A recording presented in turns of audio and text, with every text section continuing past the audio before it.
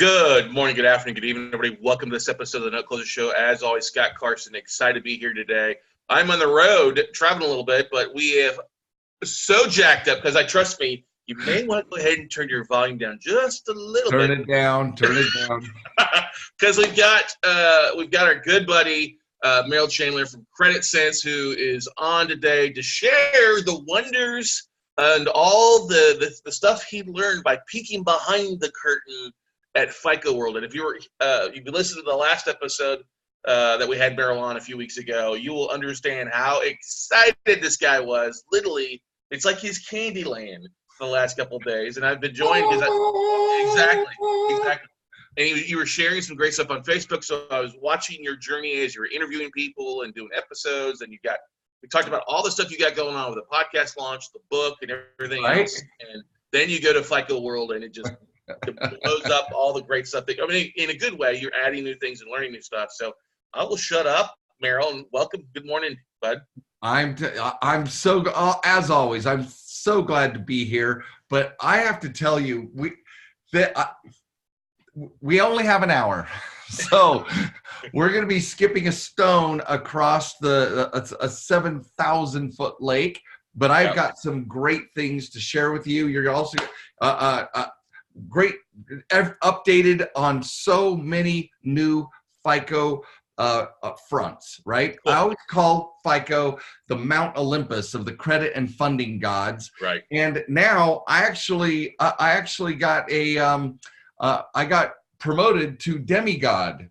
So I'm going to be able to show that in a second because my whole opportunity to meet with so many different of the vice presidents. I mean, literally, vice presidents are asking to join a meeting where I'm already meeting with a vice president, Ethan, a vice president of scoring and analytics. Then he invites another vice president of scores to come over, who was the original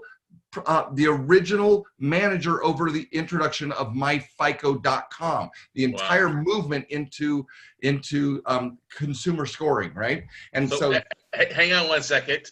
For those that are listening for the first time or join us, Merrill, why don't you share a little bit about what funding hackers and Credit Sense is real fast before we take too deep a road. Yeah, so we're all about get fundable is our battle cry, right? Credit Sense has been on 25 years. I have been working on how to make borrowers more fundable. And to that point, in every meeting we had with FICO reps, FICO VPs and executives, when I would say we make borrowers more fundable, we optimize borrowers like you optimize lenders, they're like, what? And they're so interested that it's like they've never had that thought in their lives. So 26 years ago now, I co-founded Lexington Law, a credit repair law firm, the biggest of its kind in the country, but learned that you cannot repair your way to becoming fundable. And so this started my 25-year journey on kind of deciphering what lenders and FICO are measuring so that we can align our behaviors and create opportunities for you to take down business credit, real estate loans, blanket loans, pledge loans, any kind of credit instrument that has any nuance towards FICO or lender underwriting software. We know what those algorithms are, and we can support you to be getting approved for anything you go after. So that's a big nutshell, but that's it in a nutshell. That's it. That's why we had the funding hackers. That's why we Are You Fundable. I just want to those that are listening, because we get so many new listeners each month that, you and I know each other so well. Yeah. And what's going on. So it's always good to do a quick little recap. So you're sitting down as a new demigod on Mount Olympus there. I went up to the the registration desk, and I had my name tag, Merrill Chandler, CEO, Credit Sense. And I go up there, I said, hey, I always say on my podcast, in my book, that FICO World is the Mount Olympus of the credit god. So I'm not going to aspire to being bigger than I am. I'm the stupidest man in this room when I'm normally the most intelligent man regarding credit in most rooms. Here, I am babe in the woods. And so I asked, could I put next to CEO, comma, credit demigod. And they put it on my name tag, and I wore that around. Met again with, we'll start at the top, met again with, I was sitting next to, you saw the video on my Facebook, I'm sitting in a class next to Will Lansing. He is the CEO of FICO, and we don't say a word, but as the class ends, we walk out, and I come up to him, and he shakes my hand kind of with that quizzical look at his face. And I go, yeah, Merrill Chandler, Credit Sense. We optimize borrowers. And he's like, yes, Credit Sense. How are you? Right? So he remembered me and what we're doing. And we talked again about what is FICO's relationship with borrower education, right? And he goes, to tell you the truth, it's the FICO credit boards.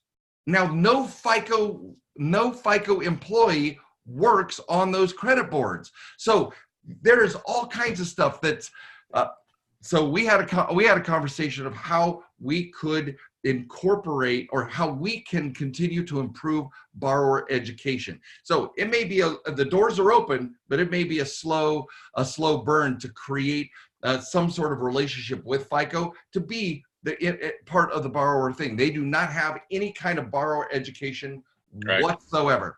And so that, of course, leaves this massive opening for me and Credit Sense and our Get Fundable mission, right? After that, so we took a picture. It's on Facebook. Go to Credit Sense and check it out. But there we are, and and anyway, everybody commented about my credit demigod, and then it opens the door for me to talk to them about the Mount Olympus and the whole 9 yards. And I can't say that we're celebrities by any matter, but every single person we talked to was fascinated that we're optimizing borrowers and preparing them to be fundable, right? What we call funding ready borrower profiles. So that's kind of that's the new way that we're describing it, funding ready profiles. So, whew, that was awesome. That was awesome. So was there some things you learned besides talking with people and interviewing? What were some of maybe the big top 2 or 3 things that they shared at FICO World that really kind of maybe surprised you, or like, ooh, big nuggets that you wanted to come back and share? Okay, great. So on Monday, there's what was called the executive experience. Now, because you just have to be able to appreciate the hilarity of all of this, because I'm CEO of an outfit. There's 16 of us or so, but it says CEO. So I file in my application to go to the first day, which is called the executive experience. The executive experience is always a high level. It's where all of their executives talk to all the bank level executives or banking executives that are the CEOs, the presidents, the vice presidents. So, and then there's me in there, because I can't, but because I'm a CEO, I get to go. So there's probably 40 people in the room. They're all heavies. And the only presenters are Will Lansing, the VPs of scoring, analytics, fraud prevention. It's all the big cheeses talking to all the big cheeses. And once again, I'm like, how is it that I get to breathe this rarefied air? I'm just thrilled out of my mind. But I also got I got the cojones to be able to say, I'm an executive, I'm going to executive experience. And I just plow in there, and there's no real Q&A. It was just an announcement to executives at banks, direction FICO's going. So the vice president or the president of scoring, and she did a presentation that Miss Taylor, she did a presentation that was called "Which of Your 680s Will Survive?" That was the name of the presentation. And by 680s, all of the bank's clients who have a 680 credit score, who nominally can be trusted to pay back small loans and small credit limits, how many of them are going to survive a reset or a recession? So FICO has developed a brand new score. Remember in my boot camp, I talk about there's 83 scores out there. FICO has just this mad contribution to different scoring models. Well, they have a brand new coming out. We're on the front edge of a 2-year development period, is what she said. But it's called the FSSI, the Financial Score Stress Indicator. And what it does is it takes all of the tiers. Again, if you haven't gone to my boot camp, get my book, get the boot camp, go to getfundable.com and click on the boot camp. Getfundable.com, click on the book. You got to know the language that I'm talking about, but they siloed all of these different tiers, scoring tiers. And each one of those tiers, the ones that are in the 680 realm, they were saying they can now, with this score that's being beta tested now with several major banks, they can tell by each borrower which ones are going to fail and go into default, and which ones they can predict will make it through, and yet they all have a 680 score. I'm like, holy hell, this is awesome. Because guess what? The second they come out with that tech, guys, I'm going to be able to tell my clients and students what borrower behaviors specifically you need to have. If you're in that lower register, 680 to 700, if you're in that lower register, what behaviors you need to have in order to not have your limits lowered, right, or them to close your account to protect their money. Yep. And you can't game the system, because if you're doing the behaviors, then you will keep the credit line because they trust you with the money. Problem is, since we don't know what those behaviors are, so many times we'll just do something surreptitiously or off the cuff or forget to do something or whatever, and they will lower the limit or they will close the account to protect their interest. This is about getfundable.com is about everything I'm about, guys, is about partnering with lenders, borrowers and lenders working on the same objective in the same space so that everybody makes money with the lender money.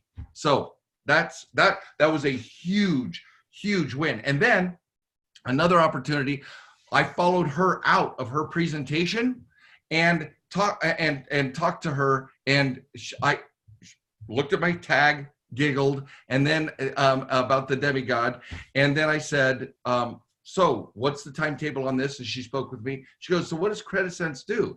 And I said, we optimize borrowers. We make borrowers fundable so they look good to your lenders. And she's like, this is awesome. And I asked her for a podcast about the FSSI score. And she said, when we have a consumer borrower facing objective or set of goals, I would be delighted. But right now, they're just testing it on the lender side. They don't even know if they're going to present this to borrowers, or if it's even going to be available to borrowers as a different type of score. They have none of those things. They're literally working on the math and nothing else.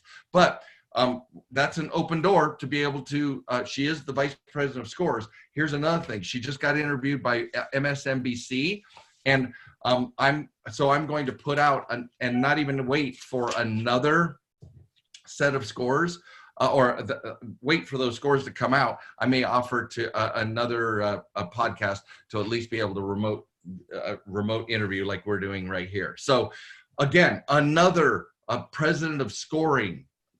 I mean, it's amazing opportunity to talk to the people who are making the decisions about your fundability and about my fundability. These guys are the ones designing it, and they are not hiding this information from me. Yeah, that's you think about it. Did you see a little bit more of that? Who would survive a recession? Do you see that? Is that kind of telling you maybe what the credit bureaus or FICO is thinking is going to happen in the next couple of years, Merrill? They are planning. They're planning for a reset. Just like real estate is, they're saying we can't guarantee it, right, but we're planning to know. And they're running their models to say whose credit limits are we going to lower?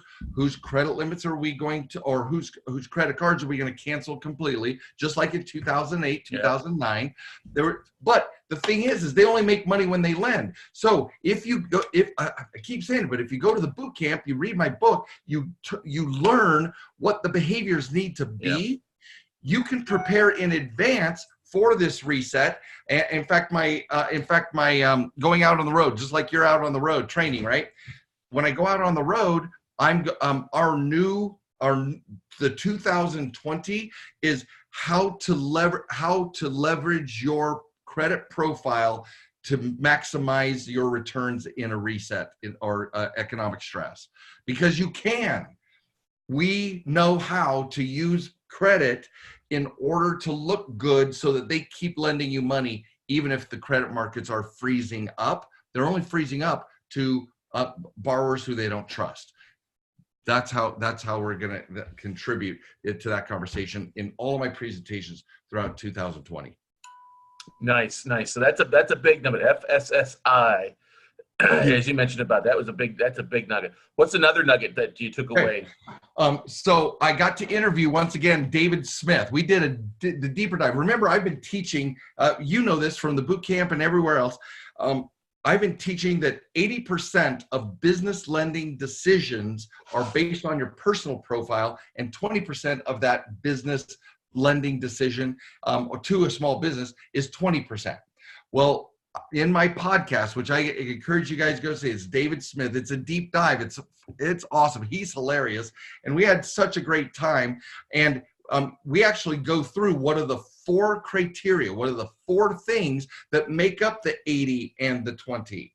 And so we're retooling our things. I'm not going to announce it yet, but we're retooling some of our own strategies. This boot camp coming up right now this weekend, and the one in December is going to have the new tech.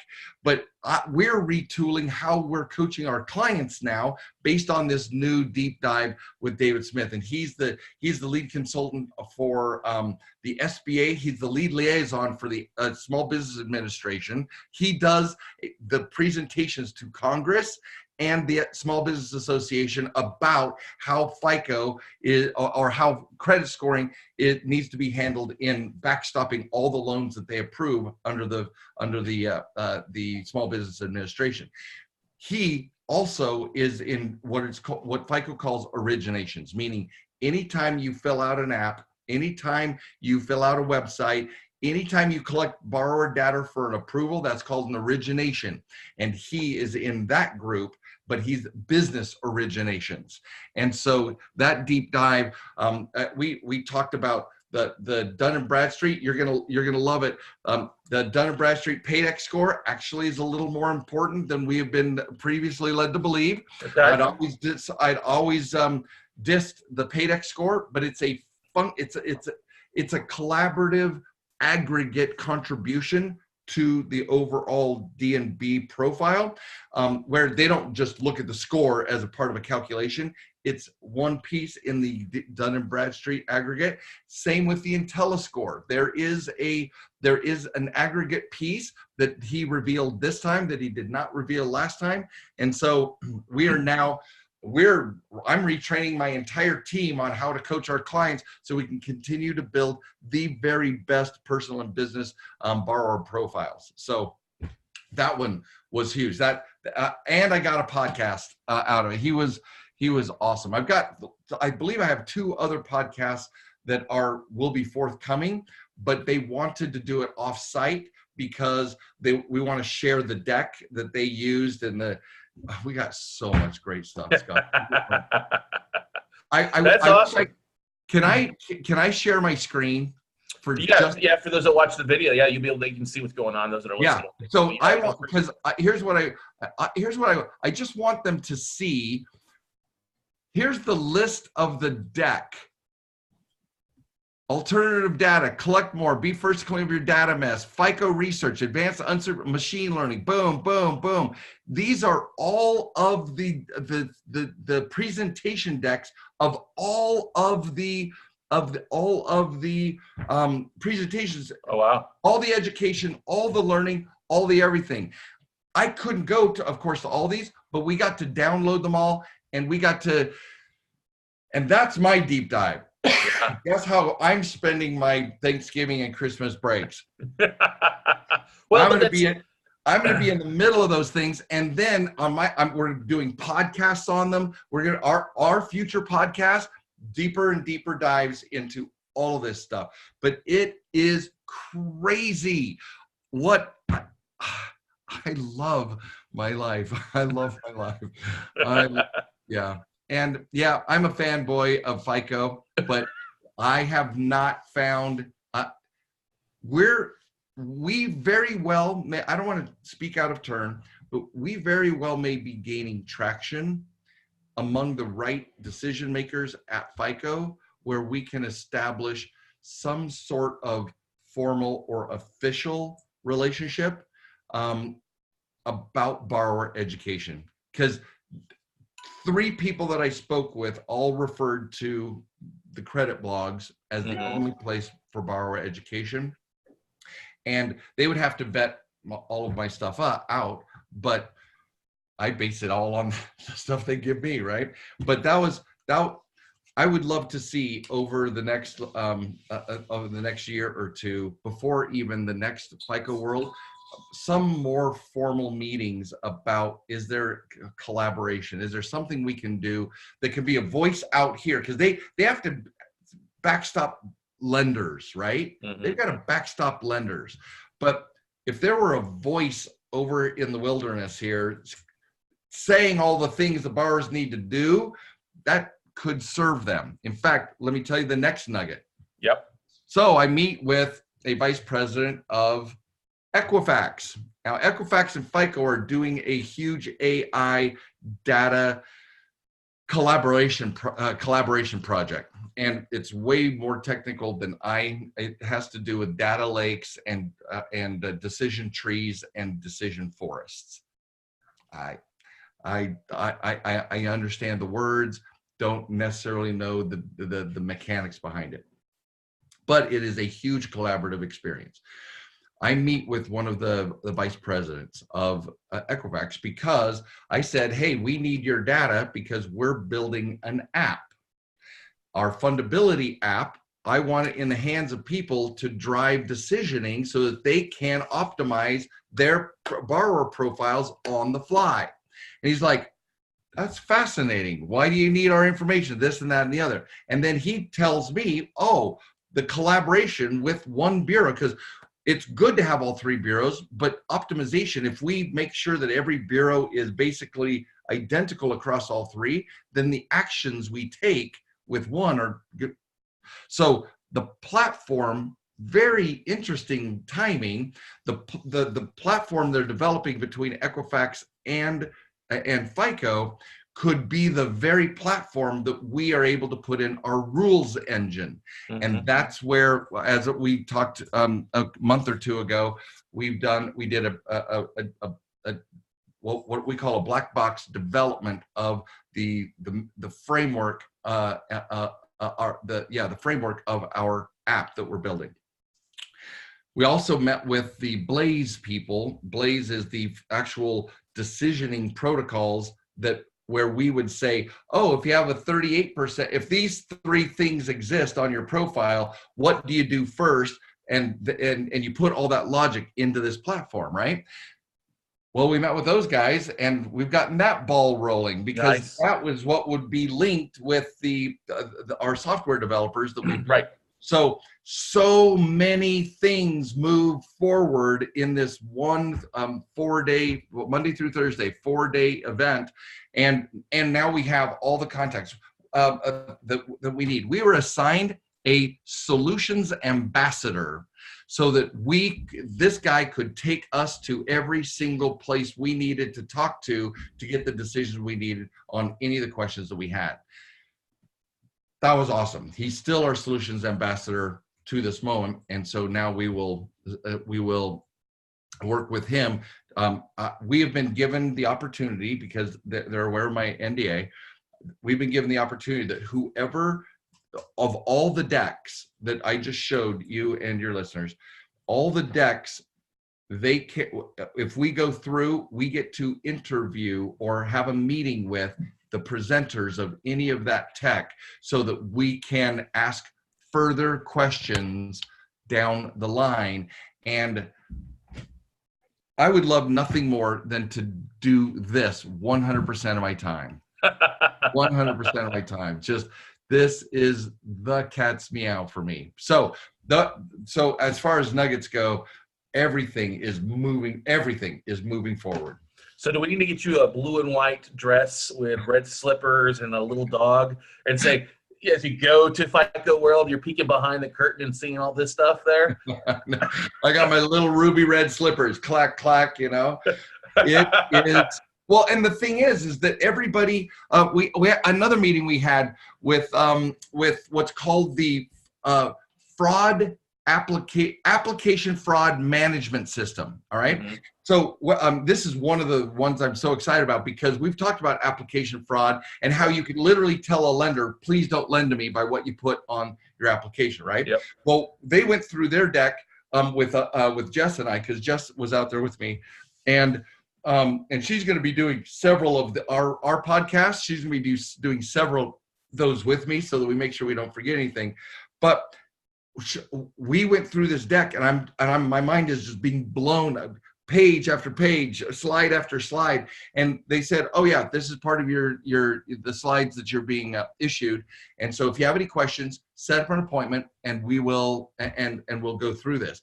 That's another one of my podcasts, is I want to go through the applications manager or fraud manager, because borrowers don't even know how to fill out a damn application, right? We're not taught anything. The thing that I want to emphasize is that every person I spoke with was fascinated about borrower education. They're like, hold it, you guys are educating borrowers on how to be good borrowers? They're like, that is awesome. I'm like, I know, let's collaborate, right? So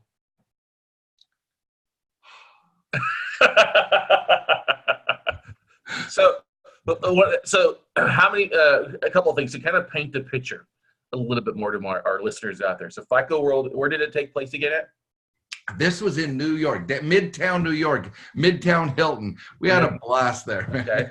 So how many roughly people were there?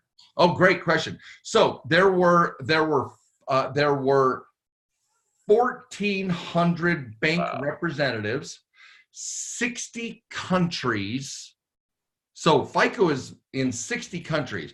60 countries. There were 300 FICO reps, FICO employees, all managing these relationships and meeting with their banking buddies and, you know, the people that they work with. And so there were almost 2,000 people in the room. And one of the cool things is the gentleman, this guy, what's his name? The gentleman who did the free solo, who climbed no ropes, climbed El Capitan. Yep. He was the keynote speaker, Alex something. He was the keynote. Alex Honnold. Yeah, Alex Honnold. Mm-hmm. And brilliant. The next day, the VP of Analytics did a used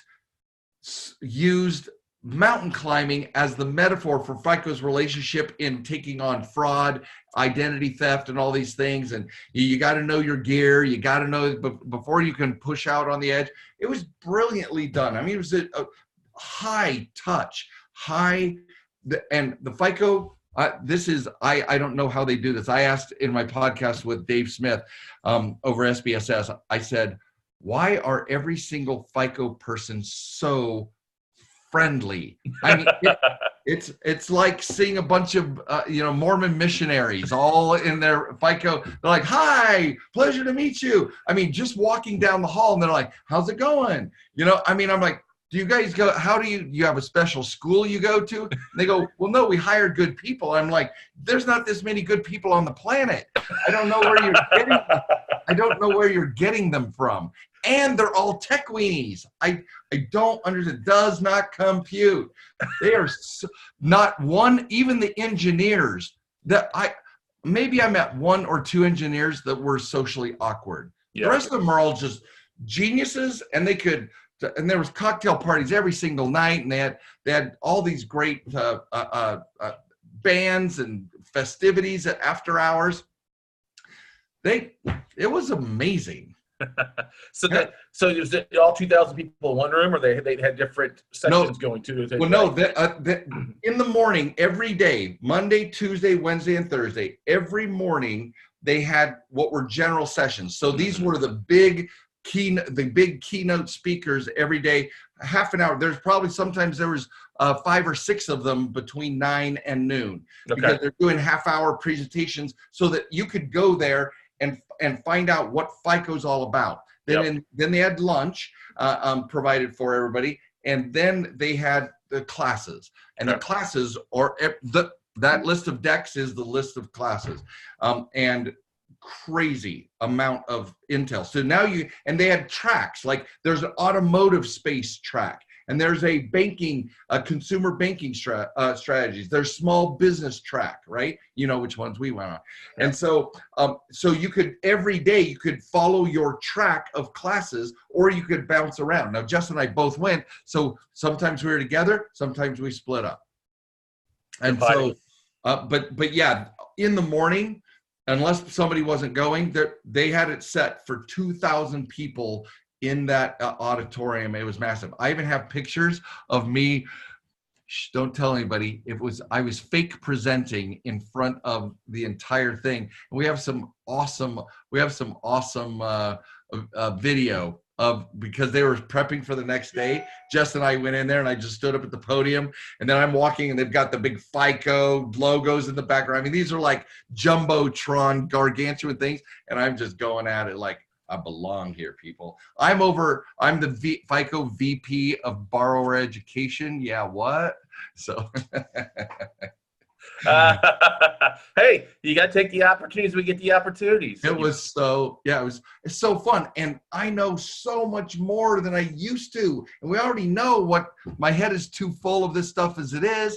And there's just more actionable intel. So for any of your listeners, if you haven't done the boot camp, for those of your listeners who've already bought the boot camp, go again. It's going to be different. I promise you, it's going to be different.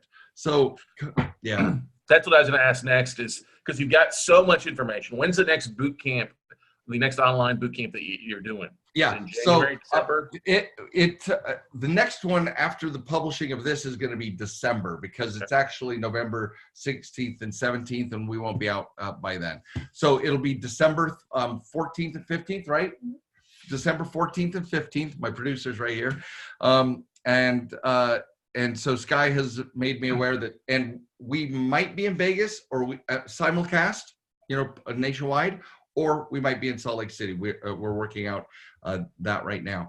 But we already have attendees that are registered for the December, and then of course there'll be January. We don't have the date, but it's usually second, third week of each month. But I'm telling you, if you got the gold or the platinum package at any time, you have the right to attend every single boot camp we do. Come back, watch more. Let's get more stuff under your belt, so you can become fundable as best you can.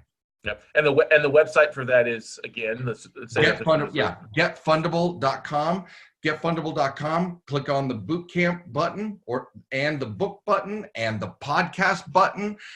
If you want to know more of FAQs, but guys, that is like a wealth of information now. And I've been saying this for months. We finally, I showed Scott earlier, we have the new cover for the book. It's ready to go. Can I share that one with your with your folks? Yep. The book is coming out, and backed by popular demand, we did a whole bunch of testing because I wanted to get into the hands of the most number of people. I'm covering the cost of the book, guys. All you have to do is cover shipping. So go to getfundable.com, click on the book, and pre-order your book. But it's the only book on earth that exposes how to become fundable and access highly guarded, inexpensive lender money, the new F word. And it's awesome. So make sure you get that. But whatever you do, guys, the podcast is free. This is just shipping. And then the boot camps are insanely reasonable for all of the intel that you're going to get there. Make sure that you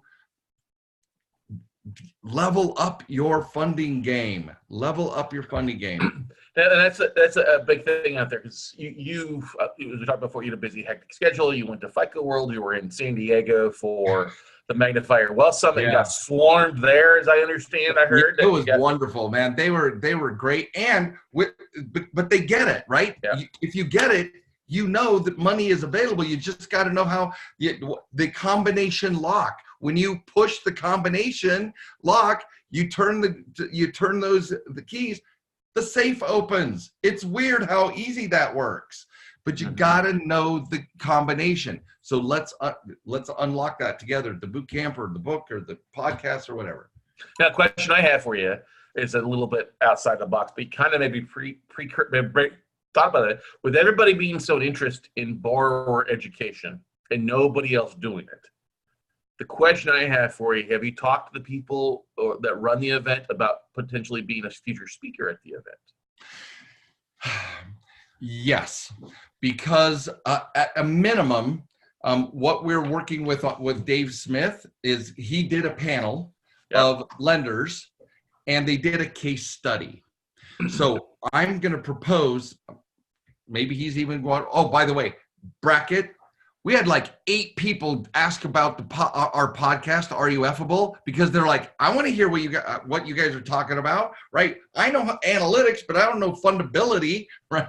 It was the funniest thing. These guys are literally eyeball deep in math, but they don't know how it always affects them at the consumer borrower level, right? Yep. It was crazy. Anyway, so we are going to, I say that because I don't know who's going to be watching this episode, but I'm going to present to David Smith that we do the next time we're there, I'm on a panel representing borrower education in some format. Yeah. And see what we can do, because that would be the next logical step if none of my other podcasts or things that open up. But there was interest. It's just that they don't know how to hold it yet.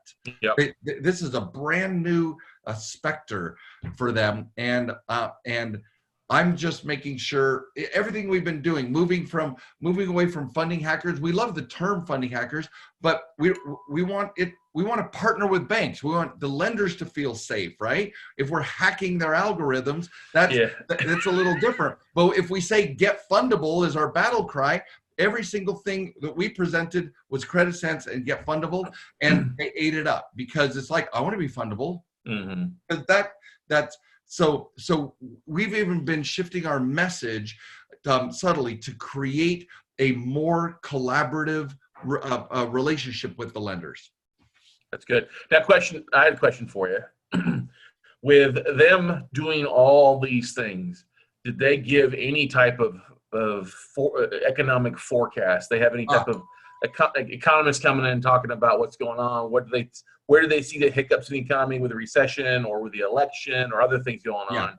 They nothing about the election, but they did clearly say we are preparing for and the term that they used was a reset. Reset, right. Now, that could be a soft landing recession. It could be a kind of deep water recession, but nobody said like 2008. Nobody gave any heavy pushes that it was like drastic or ominous. There was no energy of that, but they're all mentioning how to prepare for a reset, how to protect your assets as if it resets. Okay, that leads me to another question. With there being so many bankers there, did they give any idea on where these? I mean, obviously they think rates are going to stay the same for a little while.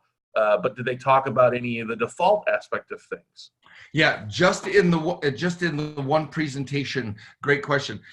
Just in the one presentation where Sally Taylor, I couldn't remember her first name, Sally Taylor over scores, she spoke that they're trying to learn how to not globally shut everybody down, but how to protect the specific lenders that might default.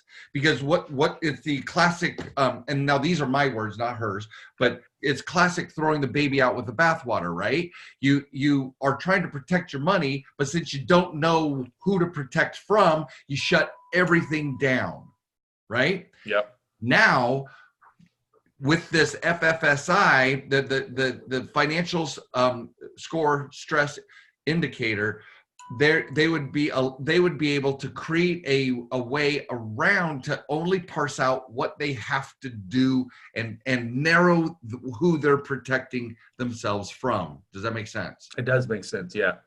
Yeah, they're just protecting themselves from the true threat, not from global everything else. Well, because if you look at people's buying habits, if they're taking out lines of credit or using those lines of credit, buying toys, and their ratios are increasing, their debt to income ratios are increasing, that's a good given sign at some point, especially if their employment is changed or their hours are cut or layoffs take place. Right.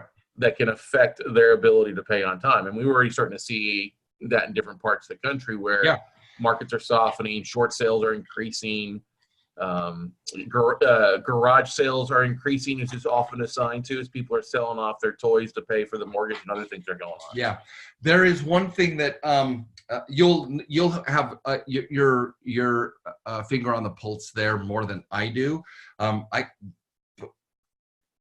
We thrive during everybody wants the cheapest money available, right? So since I don't set interest rates, even if they're 10%, if mortgages are 10%, they want a 10 instead of a 12 or a 13, right?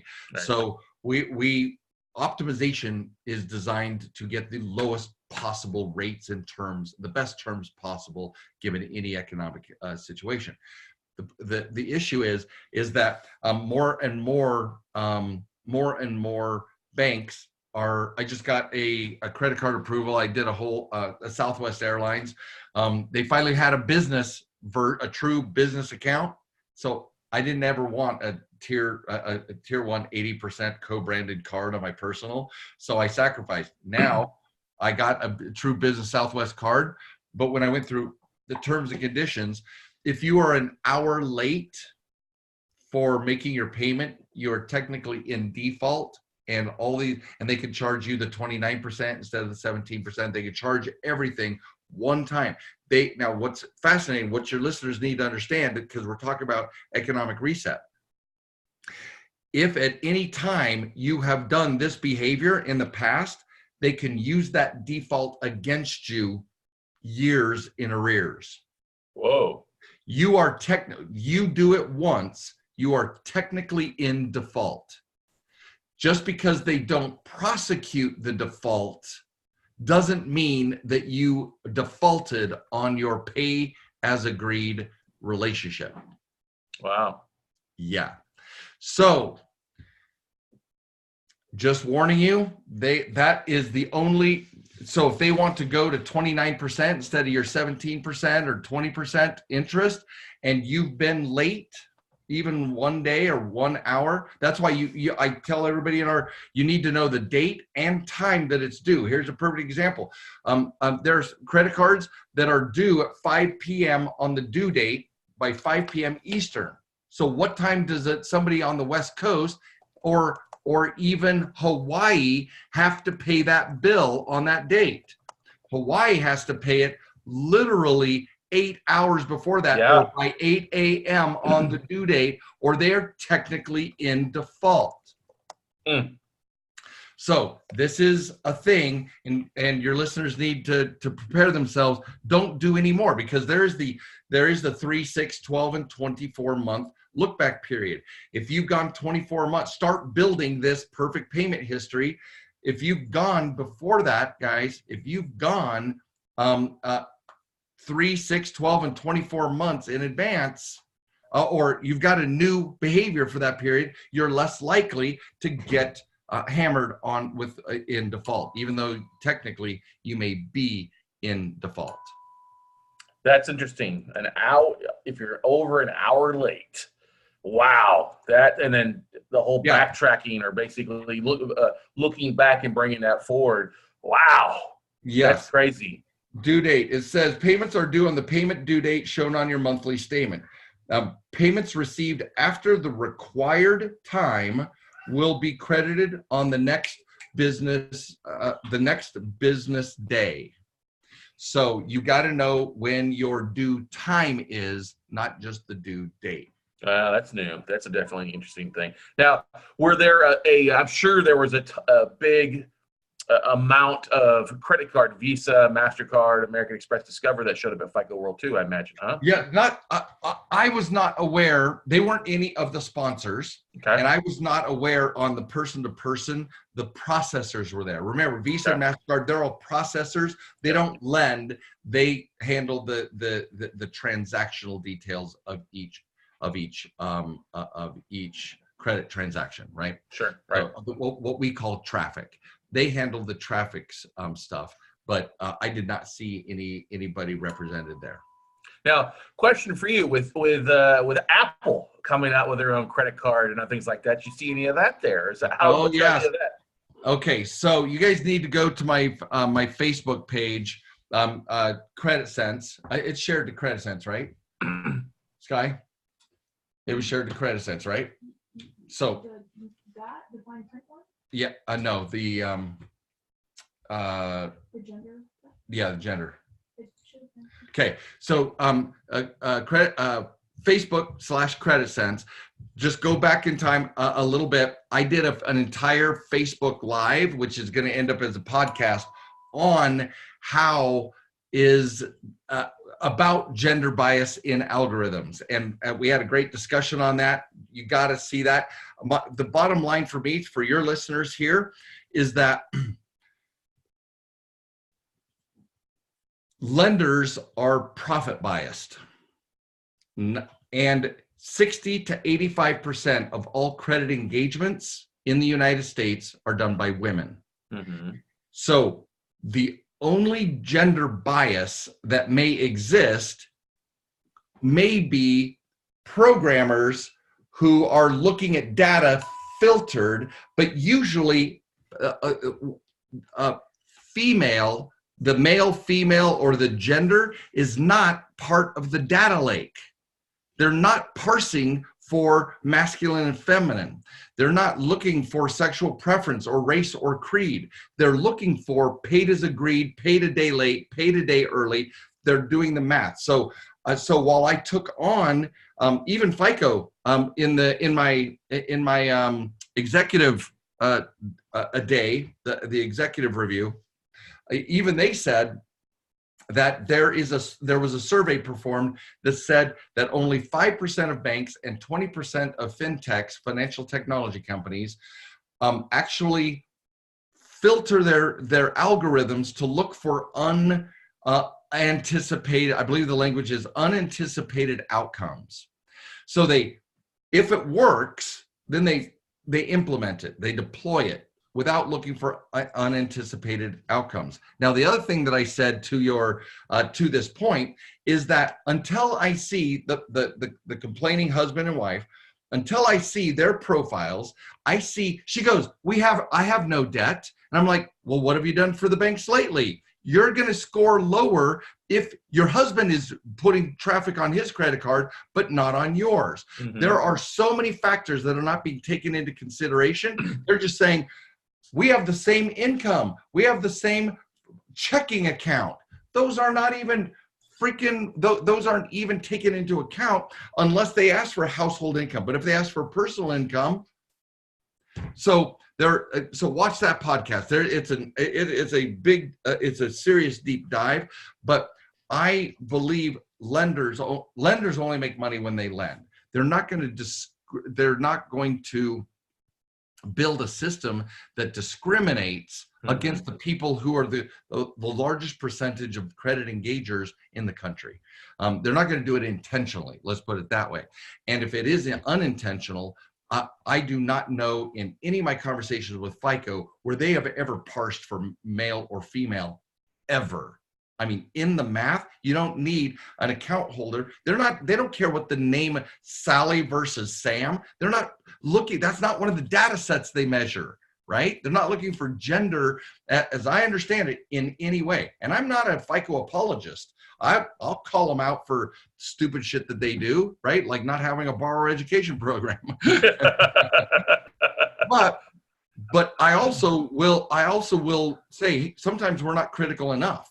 We are critical enough. If someone filters for gender or race bias, then they're going to see it everywhere they go, even if it's not there. I'm not saying it's not there. I'm saying if you filter for it, you will find it. We always find evidence of our beliefs, always. Have you ever questioned your belief? And so I'm saying, if you think there's gender bias, let's look at the facts without that filter and see if the outcome is the same. And I believe if those two gave me their credit profiles, they pulled my FICO reports and I put them side by side, I would be able to show her why she is not fundable or gets a lower approval. Now, if I did my analysis and it was still way out of whack, then I would be able to call up some contacts at FICO and say, hey, this is what I found. But I'll bet you there are massive holes in the fundability of her profile. Yeah, exactly. I would totally agree with that there, based on what you just said, for sure. That's, I mean, such an amazing 4 days for you, man. I mean, all right. Today, it's 1 week since the last day of FICO. Yeah. And you're feeling still coming down on the natural high there for you, brother. Yeah, that's awesome. It was amazing. Amazing. So tickets already booked for the next one, huh? Yeah, right. We're waiting. I think they announced. Jess has the announcements of what they did was they just said what the dates are. It'll be in April. I don't even. So they're going back to doing kind of an annual thing versus like an 18-month thing, right? It's 18 months, so it'll be 2021. Oh, okay, that makes sense. All right. Yeah, April of 18. Yeah, it's 18 months so far is where they have the big one. Now they have multiple smaller regional and international ones, but this is why they call it FICO World. That's awesome, man. That's such an awesome aspect. So next Get Fundable Bootcamp is in December, right? December 14th and 15th. December 14th and 15th. So get the opportunity to getfundable.com to get RSVP your spot tickets as little as $97, right? That is correct. The event pricing is $97. But if you don't do it through an event like Scott's podcast, it's $197 for the starter. So we do have two tiers now that if you take advantage from Scott's, you got to tell us you're coming from Scott to qualify for the event pricing. Yep, there you go. Exactly. See, we're trying to give a little bit extra to our Note Nation listeners out there. Absolutely. Rock and roll on. Just so you know, your last month episode was the highest downloaded across our AM, FM radio stations across the country. There's more listens to during your slot. Yeah, because we have it play. This will play either Tuesday, Wednesday, or Thursday at 9 o'clock in the morning. We have it repeat on a Friday, Saturday, Sunday night combined. You guys, your episode from last month was the #1. And then, I don't know if you knew this too, one of your first episodes this year is in the top 5 of most downloads for 2019 as well. Is that the, no, business credit? Okay, that's awesome. Top 5 is one of them. So, and what did we talk about? Was it just the ramp up for FICO World, or no? This was going to blow that one away. It would have been, yeah. Well, that was back a little bit. I don't have it up. I mean, I'm just saying that you've got one of your previous episodes in the top 5. That's awesome. Of the year for the downloads. People are listening. Thank you for hosting me and getting the word out. You know me, borrower education. I just want people to get their legs under them, and then if we can help and do something together, fine. But at least stop stepping on the damn landmines. Well, that's the thing. You got to learn. It's the Boy Scout handbook of credit here and what you should do for everybody. I would say the gospel according to the this is the King of Merrill version of the The credit Merrill Bible. of the credit Bible. That might be my quote for your book there for the back of it. It's definitely Holy Scripture. Yeah, exactly. Well, and that's the thing is you've been to it. You've been given the tablets. That's what this whole next 6 months minimum is going to be, is me just Muhammad coming down from the mountain, right? Coming down from Moses and the tablets. There's lots of great benefits. I'm Prometheus with fire, right? There you go. Fire in my hands, or whatever. Exactly. Well, hey, Mayor, I want to again thank you so much for sharing, and for you guys that are listening out there. One of the most impactful things I talked about a couple weeks ago on my podcast, and then also on Note Night in America on building a perfect note business for you guys that are real estate entrepreneurs, is there's two big things that I believe are must-attend events. One is the Magnifier Wealth Summit that Aaron Young, one of our other sponsors, on. We believe so strongly in it that Merrill was there speaking. Merrill will attest to that. But also is the Get Fundable Bootcamp, the funding hackers thing that Merrill's doing. One of the most impactful events that you will attend. You must attend. It's 2 days. It's online. You can do it from your home. Trust me. It is one of the most impactful things. And who wouldn't love rolling into Christmas knowing some more of the laws? Because I would tell you, people worry about money when it comes to December and January. Yep. And it's one of the best stressful things. You know, enjoy December, but then come January, like, oh, I don't want to see the credit card bills. Here's an opportunity for you to learn a little bit, not just a lot more about what some of your spending habits can do to you. And as we said, Merrill's written the Bible and will educate you and share it with you. If he could do it via Vulcan Mind Meld, he would. But I would. It'd be so much easier on all of us. Now, your brain might explode, but at least it's faster than 2 days sitting there. You know, it's like Neo sitting in the Matrix, sitting in the chair, like, I know Kung Fu. Yeah, that's right. After plugging in directly into the Matrix the first time. Amen to that. I would love that. Merrill is the mega mind when it comes to maximizing your funding and your credit for you guys. So take them up on it. It's hugely important. Why we love having them on here on a monthly basis, because it is such an important facet for funding now into the future. We're going to see some changes, and if you know how to work those changes and work them to your best of your ability, not only will you be able to get more funding, more lines of credit, but you'll be able to close more deals and make more things happen, and then save money and really do a lot more good out there as well. So Merrill, as always, thanks for being a valuable guest here on the No Closer Show, and we look forward to hearing from you in the next round. All right? Awesome. You be well. Hey, bye-bye. All right, guys, take action. Get signed up. Getfundable.com. Check out the podcast. Order your book. Just pay shipping on the book, and then start downloading that stuff, listening to it, and trust me, you will not be disappointed. So we'll see you guys all at the top, everybody. Bye.